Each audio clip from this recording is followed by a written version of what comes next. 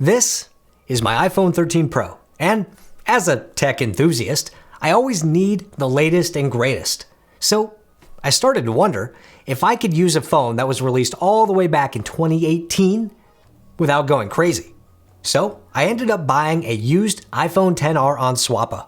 That was the iPhone that came out alongside the iPhone XS, but was bigger and cheaper somehow.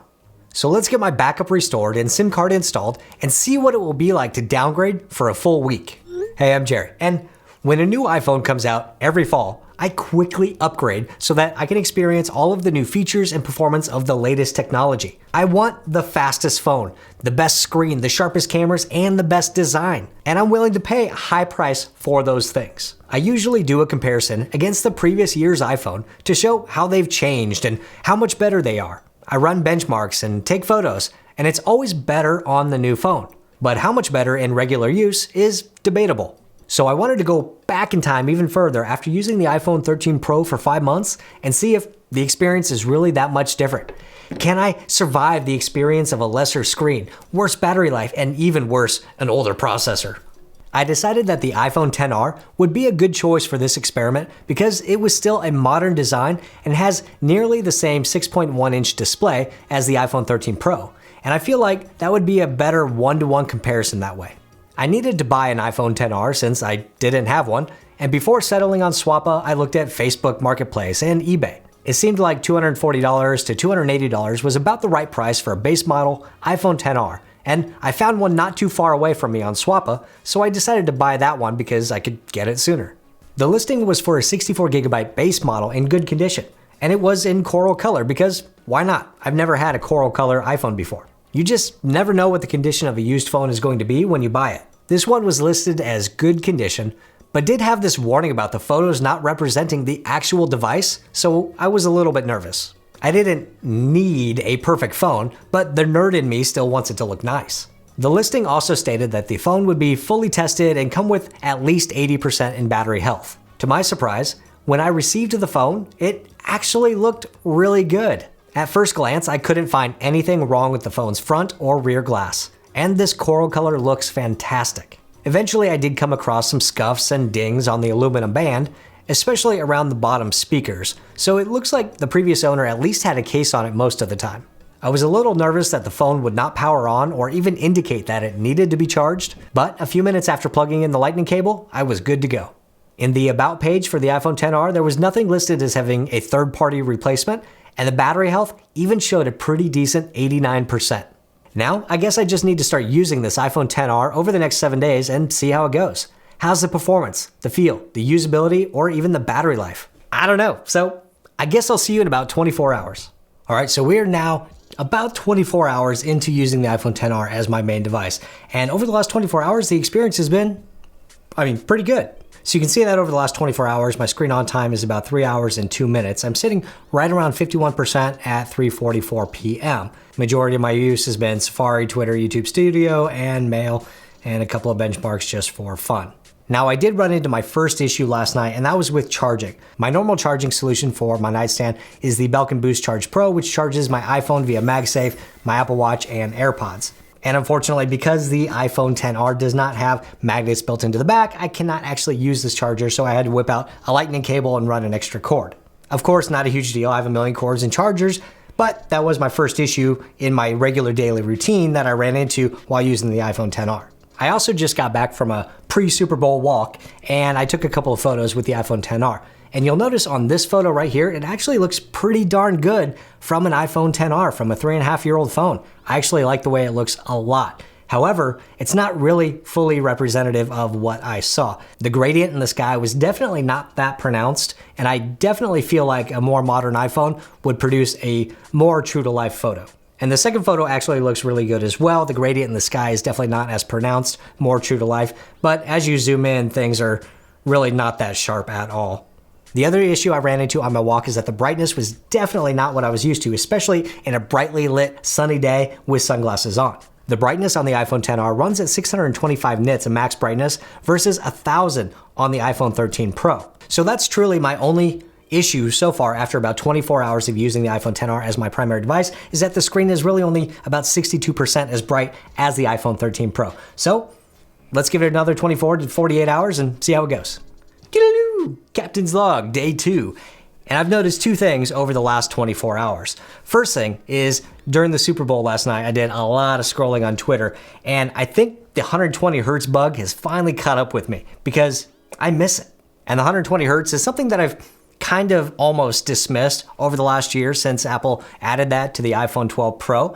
But now that I'm using the iPhone 13 Pro and the iPad Pro and the 16-inch MacBook Pro, all with 120 hertz refresh rate, it's something I notice more often. So when I spend a bunch of time vertically scrolling on Twitter for a while or a lot in an evening, like one would do during the Super Bowl, I actually was very aware of the more blurry display when scrolling. And as expected, with a regular workday, the battery's taking an even bigger hit. We are actually down to about 35% at 4:22 p.m., which means I'm definitely not going to make it till bedtime without having to charge up. And there are a couple of reasons for that. First being that the iPhone XR has a smaller battery than the iPhone 13 Pro just right off the bat. Second of all, it's a couple years old. And third of all, we're down to 89% of maximum battery health. So all of those are going to contribute to a lower battery capacity, lower usage, lower screen on time availability for this phone. So it is what it is. I'm gonna have to live with it. So I guess I'm gonna have to charge up for a little bit. All right, so now we're into day 4, and I am honestly surprised at how good the experience has been with the iPhone XR. I was expecting much more of a downgrade coming from the iPhone 13 Pro to the XR, but what I found is a pretty much seamless experience. Beyond the couple of issues that I talked about from day 1 and day 2 with the camera and screen brightness, the regular usability, the regular daily usage of this device has been very similar to how I use my iPhone 13 Pro. For example, I went out today and I used wireless CarPlay. Yeah, there's still wireless CarPlay on the iPhone XR. You don't need the newest and latest and greatest for that. And it of course works with my AirPods and my Apple Watch Series 7, and it works with the iPad and the Mac with handoff and AirDrop and all of that stuff. It loads all of the same applications and games and whatever else that you want.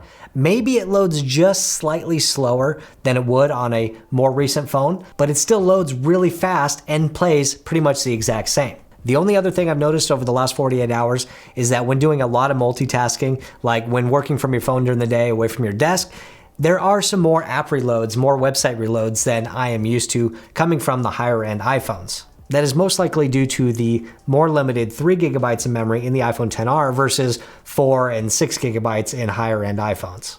So after 4 days, I'm finding very few limitations of the iPhone XR. Capture the objectives. Enemy taking C. Enemy has C. We're capturing A. Captured Alpha. Enemy taking B. Lost the lead. We've taken the lead. Enemy has A. Sentry gun ready to deploy. We captured Bravo. Losing C. Sentry gun deployed. Contact with enemy. Swarm ready. UAV online. Losing C. UAV online. Losing Bravo. UAV online. Yeah, got it. Okay, I made it. I made it through 7 full days of using the iPhone XR as my only iPhone. Yeah, me, Jerry, a 3.5-year-old iPhone. But I did it. I've actually not picked up my iPhone 13 Pro at all during this whole time except to charge it earlier this week. And I survived. Using a 3.5-year-old iPhone did not kill me, surprisingly, but I can't wait to get back to my 13 Pro. What I learned over the last week is that having the latest and greatest iPhone does not fundamentally change your iPhone experience. All of the most important things that I do in my day-to-day workflow and how I use my iPhone is still available on older iPhones because Apple actually supports and updates their older devices. Things like LiDAR and better cameras or more cameras, a brighter screen and MagSafe are all super nice to have and make the daily use of a device better in my opinion. But for a vast majority of people, I doubt that really matters. With the one exception being battery life. The battery life on the iPhone XR was something that I experienced every single day, something I had to pay attention to. You can see that over the last 9 days, my average screen on time was about 4 hours and 14 minutes. However, that was not without charging during the day. I needed to throw this guy on the charger at least once per day at some point for some period of time to make sure that I had enough juice to get through the whole day. That's not something I usually have to do with my 13 Pro, but with older iPhones, that's something you're still gonna have to deal with. So the only reason really that I want to switch back to the iPhone Pro is FOMO, honestly. Fear of not having the best pocket camera when I take a photo of my daughter, or take a video of my wife crossing the finish line this morning at her first half marathon. I wish I had thought to bring a better camera. I want the ability to get information as quickly as I can possibly get with 5G and the fastest mobile chip. I want the performance improvements of RAM, which makes multitasking even better.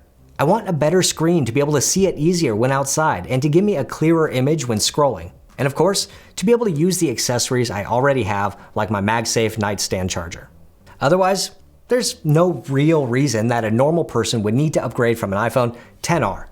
It's a fantastic device which offers 90% of the experience that you get with the top-of-the-line iPhone. Unless you need a specific feature, or fixing the iPhone from damage or battery upgrade is more expensive than getting a new iPhone, I'd probably stick with the iPhone XR. But what do you guys think?